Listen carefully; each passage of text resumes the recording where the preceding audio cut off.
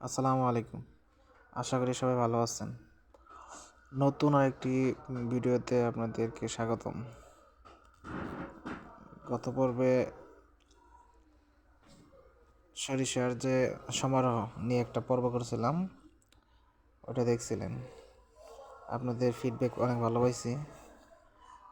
তাই উৎসাহ পেয়ে নতুন করে আরেকটা ভিডিও আপনাদের সামনে হাজির করছি। ভিডিওতে দেখছেন যে গত পর্বে যেটা দেখাইছিলাম, গোপালপুরের ডুবাইল কালীবাড়ির একটা চরে আসছিলাম। সেই চর নিয়ে একটা ভিডিও আপনাদেরকে দেখাইছিলাম। সেই জায়গায় মানে 1 মাস পরে যে ভিডিও চিত্র কীরকম হবো, সরিষার কী অবস্থা, বিস্তারিত নিয়ে আজকে একটা ভিডিও আজকে দ্বিতীয় পার্ট। দেখেন কি সুন্দর একটা চর, যেদিকে চোখ যায় শুধু হলুদ সর্ষে ফুল, ছোট ছোট।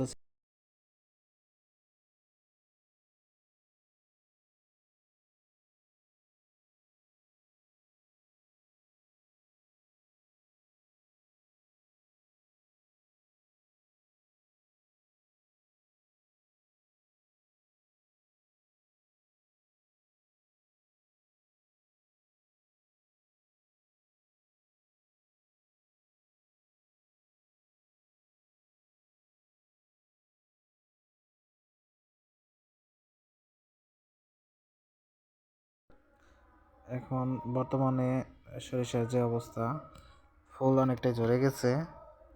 এখন সরিষা ধরতেছে আর কি, দেন সবুজ সবুজ বোটায় বোটায় সরিষা ধরছে। আসলে আল্লাহর সৃষ্টি অনেক সুন্দর।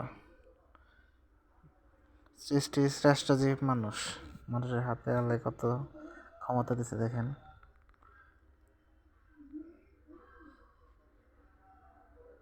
এই যে প্রায় সরিষা ধরে গেছে, এগুলো আপনার 15-20 দিন পর কাটা হবো। কাটার পরবর্তীতে যে প্রসেসিং যেগুলো আছে ওগুলো সব করবো আর কি। এগুলো যে আপনার কাটার পরে এগুলো আপনার লাকড়ি হিসাবে, জ্বালানি হিসাবে আপনার ব্যবহার করা হয়। এগুলো যে নিচের যে আটিটা থাকবে, আটিগুলো আপনার জ্বালানি হিসাবে ব্যবহার হবে।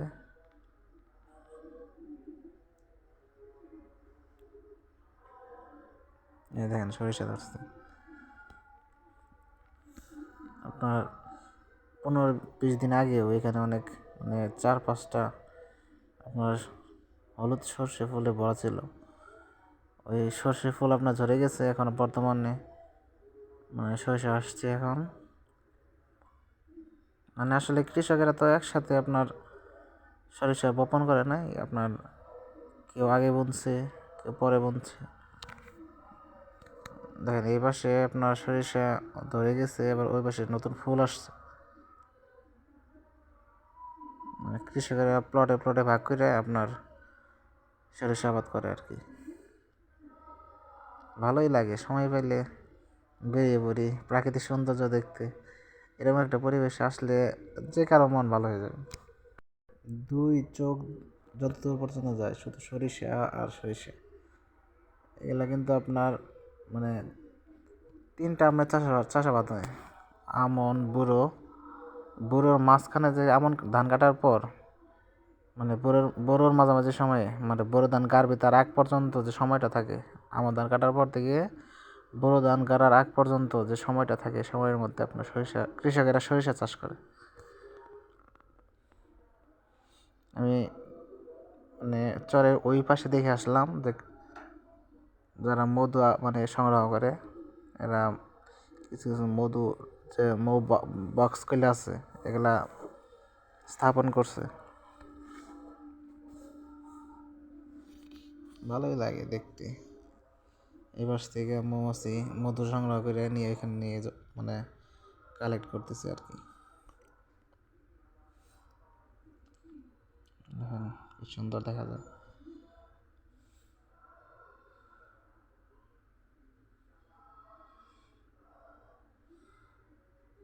এবার শেষ সরিষা প্রায় মানে আধা পাকা হয়ে গেছে আর কি। হয়তো এক সপ্তাহ পর কাটে ফেলবো এটা।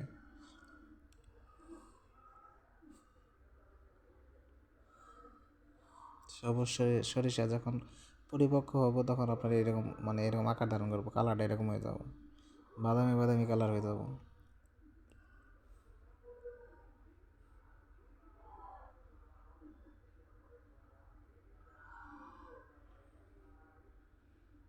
চরের মাঝখান দিয়ে আপনার একটা রাস্তা চলে গেছে, মানে চরে এই সাইড থেকে সরিয়ে মানে চরের মাঝখান দিয়ে রাস্তাটা চলে গেছে ওই পারে। বর্ষার মৌসুমে এখানে কিন্তু ওই পানি থাকে। এখানে আপনার গ্রাম বাংলার যে জনপ্রিয় যে নৌকা বাইচ কিন্তু এখানে অনুষ্ঠিত হয়। ইনশাল্লাহ যদি বেঁচে থাকি আগামী বছর আপনার যখন নৌকা বাইচ হবো আপনাদের সে ভিডিওটা দেখাবো।